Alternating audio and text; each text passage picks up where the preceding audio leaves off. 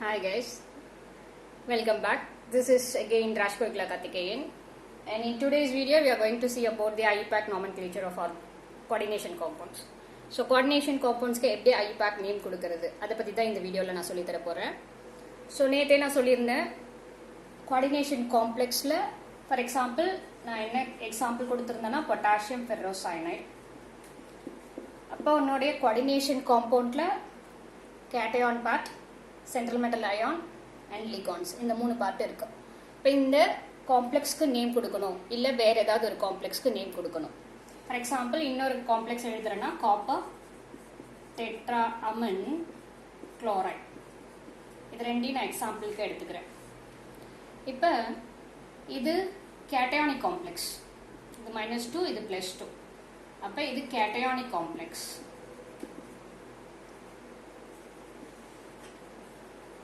இது +4 -4. complex anion is present here, so இது anionic complex.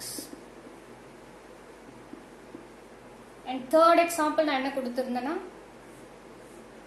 Nickel டெட்ராகார்பனைல். Nickel டெட்ராகார்பனைல் கொடுத்திருந்தேன். இது என்ன காம்ப்ளெக்ஸ் கொடுத்திருந்தேன்னா நியூட்ரல் காம்ப்ளெக்ஸ். இதை பத்தி நேத்து கிளாஸ்ல பார்த்தோம். So there are 3 types of complexes according to their charge. Cation is the complex ion, then cationic complex. If your complex ion is the anion, anionic complex. If it is with the neutral charge, then the complex is said to be neutral. But 3 types of coordination compounds are there, but that is not a problem. If you want to give the IUPAC name for any type of complex, first thing, name of the cation should be given. Name of the cation, that should be followed by name of the anion. இது first rule. First அதாவது உன்னோட complex cationic காம்ப்ளெக்ஸா இருந்தாலும் பிரச்சனை இல்லை, anionic காம்ப்ளெக்ஸா இருந்தாலும் பிரச்சனை இல்லை, neutral காம்ப்ளெக்ஸா இருந்தாலும் பிரச்சனை இல்லை. ஃபர்ஸ்ட் நீ எதோட நேம் தான் கொடுக்கணும்னா name of the cation, that should be followed by name of the anion.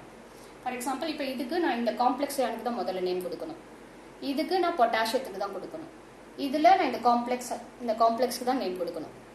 That is the first rule. Second rule,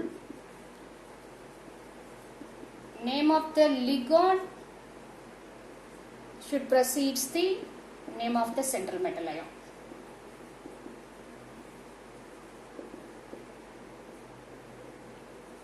But that is reverse in the case of writing the chemical formula. இப்போ நான் இந்த chemical formula எழுதியிருக்கேன், central metal ion எழுதிட்டு தான் லிகாண்டை mention பண்ணியிருக்கேன். இதில் central metal அயானை எழுதிட்டு தான் லிகாண்டை மென்ஷன் பண்ணியிருக்கேன். இதுலேயும் சென்ட்ரல் மெட்டல் அயானை எழுதிட்டு தான் லிகாண்டை மென்ஷன் பண்ணியிருக்கேன். அப்போ மாலிகுலர் ஃபார்முலாவை நான் எழுதக்குள்ள ஃபர்ஸ்ட் சென்ட்ரல் மெட்டல் அயான் அப்புறம் லிகாண்ட். ஆனால் நேம் கொடுக்கக்குள்ள name of the ligand should proceeds the name of the central metal ion. So first rule, name of the cation, that should be followed by name of the anion. Second rule, name of the ligand, that should precedes the name of the central metal ion. Third rule, type of the ligand நீ பார்க்கணும். Type of the ligand. நேற்றே சொன்னேன், ligandsனா they should be capable of donating its electron. அது வந்து neutral மாலிகுலாவும் இருக்கலாம், positive ion. என்னோட previous video check பண்ணிங்கன்னா தெரியும். ஸோ உன்னோட லிகாண்ட் வந்து நெகட்டிவ் அயானா இருக்கலாம், பாசிட்டிவ் அயானா இருக்கலாம், நியூட்ரல் மாலிகுலா இருக்கலாம்.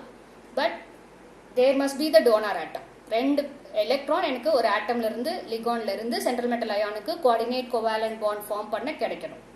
அப்போ என்னோட டைப் ஆஃப் லிகாண்ட் வந்து நெகட்டிவ் லிகாண்டா இருந்தா, நெகட்டிவ் அயானா இருந்தா, it should end with the sound. The name of the ligand should end with the sound O. For example, cyanide ion na cyanido, chloride ion na chlorido, fluoride ion na fluorido, Cl minus, F minus, SO4 minus, sulfato, nitrato, nitrito. அந்த மாதிரி என்னோட ligand வந்து negative லிகாண்டா இருந்தா, negative அயானா இருந்தா, it should end with the sound O. The name of the ligand should end with the sound O. Like that, name of the என்னோட type of the ligand வந்து positive அயானா இருந்தா, positive அயானா இருந்தா, it should end with the sound EM. It should end with the sound EM. நேற்றே நான் இதுக்கும் example, போன வீடியோவில் இதுக்கும் எக்ஸாம்பிள் நான் கொடுத்துருந்தேன். என்னன்னா NH2 NH3+. இந்த அயானுக்கு பேரு ஹைட்ரஜனியம் அயான். அப்ப it should end with the sound EM, hydrazinium. Like that, the negative ligand should end with the sound. Name of the negative ligand should end with the sound O. Name of the positive ligand should end with the sound EM. Then third type என்ன ligand ன்னு பாத்தீங்கன்னா neutral ligand. Neutral ligand க்கு example என்னன்னு பாத்தீங்கன்னா ethylene diamine, ethylene diamine, ammonia, water, ethylene diamine, ammonia, water, இதெல்லாம் neutral லிகாண்டுக்கு example. அதோட நேம்ஸ்லாம் வந்து அன்மாடிஃபைட். Ethylene டயமினோட IUPAC name என்னன்னா ஈத்தேன் 1,2 டயமின். அதே தான் நான் இங்கே காம்ப்ளெக்ஸ் நேம் கொடுக்கக்கூடிய யூஸ் பண்ணுவேன். பட் இந்த அமோனியா வாட்டர் சில எக்ஸப்ஷனல் கேசஸ், ஸ்பெஷல் கேசஸ்னு சொல்லுவோம் அதை நம்ம. அதுக்குலாம் இப்போ வாட்டருக்கு அக்வான்னு கொடுப்போம், அமோனியாவுக்கு அம்மன், AMMINE. ஸோ ஸ்பெஷல் கேசஸ் எதுக்குன்னா பார்த்தீங்கன்னா வாட்டருக்கு என்னன்னு கொடுப்பேன்னா அக்வா அப்படின்னு சொல்லுவேன். NH3 அமோனியாவை அமோனியான்னு சொல்ல மாட்டேன், அம்மன் அப்படின்னு எழுதுவேன். அம்மன்ல 2 M யூஸ் பண்ணியே ஆகணும். எதுக்காகனா இதை இன்ஆர்கானிக் இது ஆர்கானிக் அமின்ல இருந்து டிஃபரன்ஷியேட் பண்றதுக்கு. ஆர்கானிக் அமின்னா இப்போ எத்திலீன் டையமின், எத்திலீன் டையமின். இதோடைய ஐயூபேக் நேம் என்னன்னு பார்த்தீங்கன்னா ஈத்தேன் 1,2 டயமின். ரைட். அப்போ இந்த அமின்ல நான் 1 M தான் யூஸ் பண்ணுவேன். பட் அமோனியாவை ரெப்ரசென்ட் பண்ணக்குள்ள 2 M யூஸ் பண்ணுவேன். இது டைப் ஆஃப் த லிகாண்டை ரெப்ரசென்ட் பண்றதுக்கு யூஸ் பண்றது. இது தேர்ட் ரூல். அடுத்து fourth rule. Fourth rule number of ligands. Number of லிகாண்ட்ஸ்.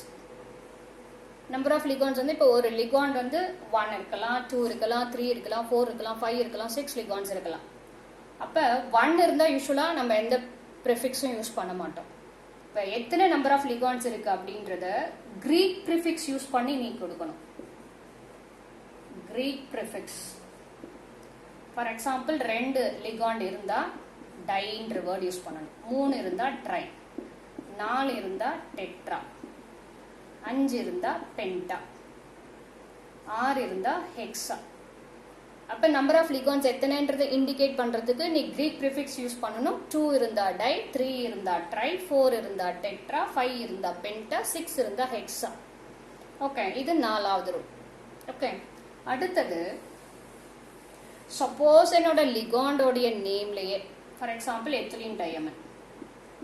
இப்போ எத்திலீன் டயமினோட ஐயூபேக் நேம் என்னன்னு பார்த்தோன்னா ஈத்தேன் 1,2 டைஅமின். அப்ப இந்த இடத்துல இங்க டை வருது. இந்த எத்திலீன் டயமின் 2 டைம்ஸ் இருக்குன்னு வச்சுக்கோ, நான் அதுக்கும் டை யூஸ் பண்றேன், இங்கேயும் டை இருக்குன்னா எனக்கு கன்ஃபியூஸ் ஆகும்.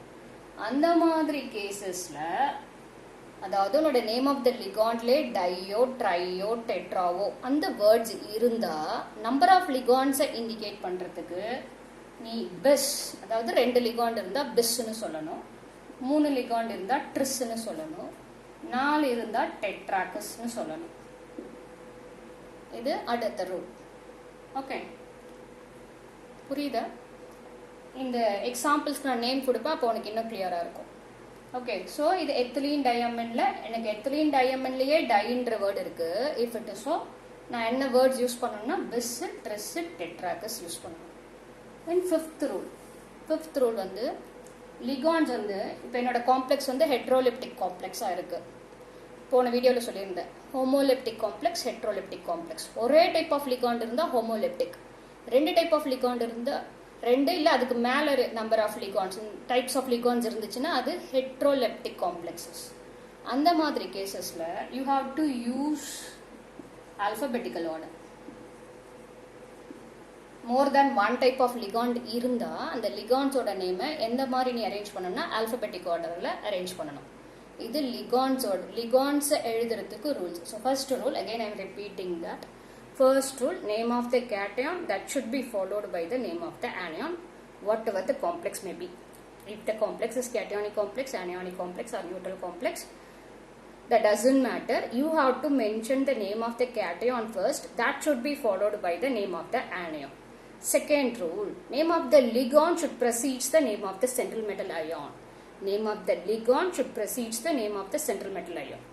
It is reverse in the case of writing the chemical formula. While writing the chemical formula, the name of the central metal ion, the symbol of the central metal ion will precede the symbol of the ligand. That is the second rule. And third rule, you have to check the nature of the ligand present in your complex. If the ligand is negative ligand, the name of the ligand should end with the sound O. Example, cyanido, chlorido, bromido, fluorido, sulfato, nitrato, nitrito. This is the negative ligand ku O sound varan. If it is a positive ion, if your ligand is a positive ion, in that case it should be end with the sound EM, hydrazinium. அந்த மாதிரி EM soundல முடியணும். If your ligand is a neutral ligand, the name should be unmodified. Some special cases are there. Example, for water, the name of the ligand is aqua. For ammonia, the name of the ligand is amman. Next thing, you have to mention about the number of ligands which are attached with the central metal ion. How many ligands are attached with the central metal ion? That should be indicated, that should be written by using the Greek prefix. So 2 ligands, usually 1 irundha we can omit that. 2 irundha di, 3 na tri, 4 na tetra, 5 na penta. இந்த மாதிரி Greek prefix use பண்ணி தான் name number of the ligands mention பண்ணணும். And another thing, if your ligand itself has the word di or tri or tetra like that, then you have to use bis for 2 ligands, tris for 3 ligands, tetrachus for 4 ligands. This is what about your ligands. Then next, if more than one type of ligand is present, that means your complex is heteroleptic complex, then you have to mention about the ligand. You have to mention the name of the ligands in alphabetical order. The next thing we have to discuss about the central metal ion name. Central metal ion name. If the complex is a cationic complex, then the name of the central metal ion will be unmodified. That means copper na copper, iron na iron, nickel na nickel. And if it is a anionic complex, then the central metal ion, the name of the central metal ion should end with the sound 8. For example, cuprate, ferrate, and nickelate. Like that, it should end with the sound 8. This is what your 6th rule. Then 7th rule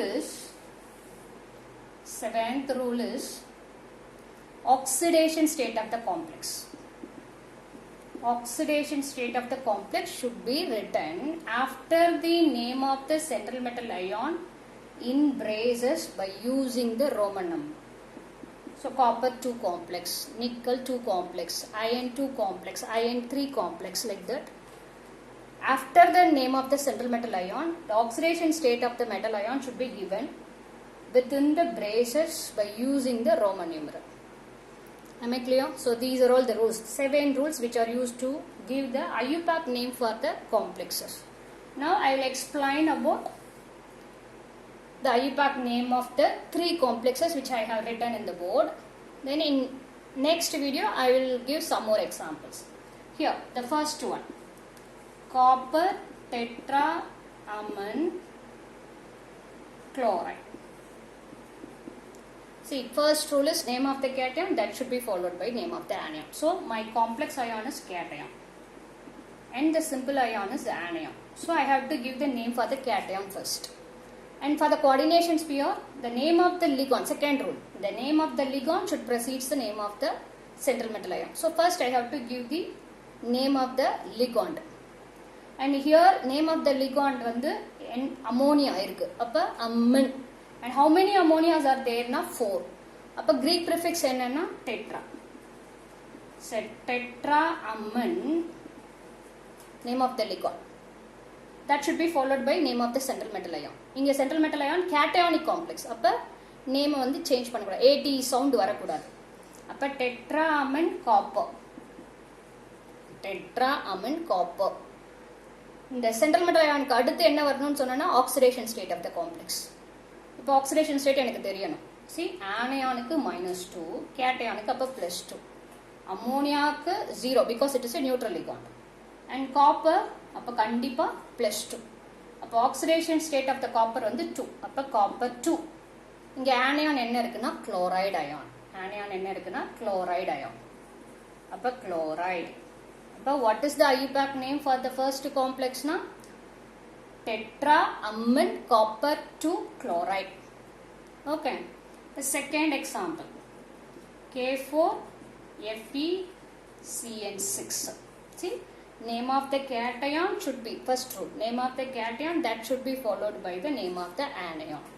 அப்போ cation எது இங்கே potassium, அப்போ பொட்டாசியத்துக்கு தான் first name potassium. அப்புறம் ஆனியானுக்கு கொடுக்கணும். Anion is a coordination sphere. அப்போ ஆனியானில் name of the ligand should precedes the name of the central metal atom.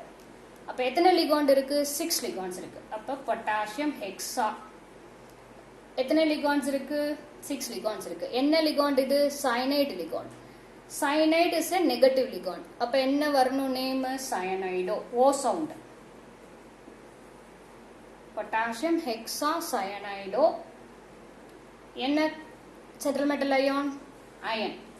And இது ஆனியானிக் காம்ப்ளெக்ஸ். அப்போ என்ன சவுண்டில் முடியணும்? ATE சவுண்டில் முடியணும். அப்போ potassium hexa cyanido ferrate, potassium hexa cyanido ferrate. Another thing, oxidation state. The last one is oxidation state. இது +4, அப்போ இது -4. சயனைடு ஒரு சயனைடுக்கு -1, அப்போ -6. வெளியில் -4 வரணும்னா இங்கே -6 இருக்குன்னா இங்கே கட்டாயம் +2. இப்போ +2னா ஆக்சிடேஷன் ஸ்டேட்டஸ் 2. அதை நான் ரோமன் நியூமரலில் பிரேசஸில் கொடுக்கணும். இப்போ பொட்டாசியம் ஹெக்ஸா சயனைடோ ஃபெரேட் 2, இது செகண்ட் காம்ப்ளெக்ஸோட நேம்.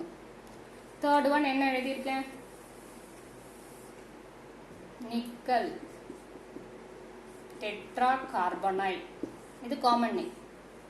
IUPAC நேம் கொடுக்கல. என்ன சொல்லி கொடுத்தேன்? Second rule. இது வந்து நியூட்ரல் காம்ப்ளெக்ஸ். இப்போ கேட்டயானிக் காம்ப்ளெக்ஸும் கிடையாது, ஆனியானிக் காம்ப்ளெக்ஸும் கிடையாது. செகண்ட் ரூல் என்ன சொல்லி கொடுத்தேன்? Name of the ligand should precedes the name of the central metal ion. இப்போ நேம் ஆஃப் த லிகாண்ட் இது கார்பனைல். சிஓட நேம் கார்பனைல். எத்தனை கார்பனைல் இருக்கு? 4 இருக்கு. அப்போ what is the Greek prefix? Tetra. Tetra carbonyl nickel 0. ஏன் 0? இதுக்கு 0, இதுக்கு 0, அப்போ காம்ப்ளெக்ஸ்க்கு 0. Tetra carbonyl nickel 0. This is what the IUPAC name of the third complex. Am I clear? So இந்த மாதிரி 7 ரூலை நீங்கள் யூஸ் பண்ணி தான் name of this coordination complex கொடுக்க ட்ரை பண்ணணும். நிறைய எக்ஸாம்பிள்ஸ் நாளைக்கு வீடியோவில் போஸ்ட் பண்ணுறேன். We will discuss about the so many other examples in tomorrow's video. So keep watching my videos. Thank you kids.